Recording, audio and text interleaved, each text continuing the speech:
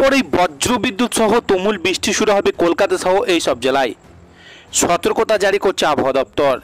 তো একটু পরেই উত্তরবঙ্গ সহ দক্ষিণবঙ্গ এবং বাংলাদেশ লাগোয়া কলকাতার কোন জায়গাগুলি বজ্রবিদ্যুৎ সহ ভারী বৃষ্টির পূর্বাভাস জারি করছে আবহাওয়া দপ্তর।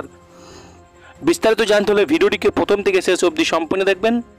ভালো লাগলে একটি লাইক করবেন। এই ধরনের লেটেস্ট খবরগুলি সবাই প্রথম পাওয়ার জন্য চ্যানেলটিকে সাবস্ক্রাইব করে আমাদের সঙ্গে থাকবেন। উত্তরবঙ্গে খেয়াল দেখাচ্ছে বর্ষা, দক্ষিণবঙ্গকে কি এবার চেপে ধরবে বৃষ্টি। দক্ষিণবঙ্গের জেলাগুলিতে হালকা থেকে মাঝারি বৃষ্টি চলছে।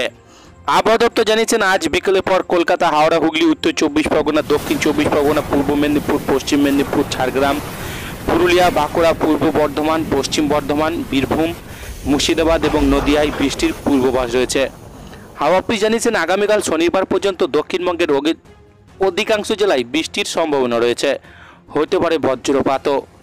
তবে শনিবার পর্যন্ত দক্ষিণবঙ্গের জেলাগুলিতে বৃষ্টি হতে পারে ভারী, বৃষ্টির পূর্বাভাস নেই।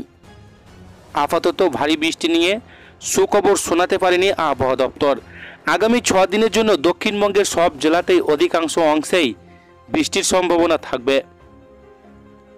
আপাতত তাপমাত্রা পরিবর্তনের সেরকম কোনো সম্ভাবনা নেই।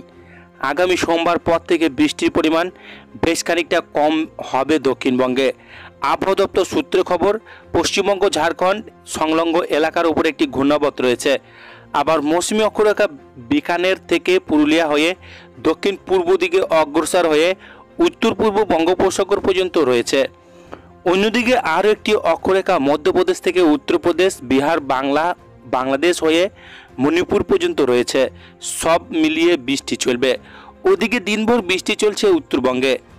রাতের দিকে ভারী বর্ষণে তোলপাড় হচ্ছে একাধিক জেলা।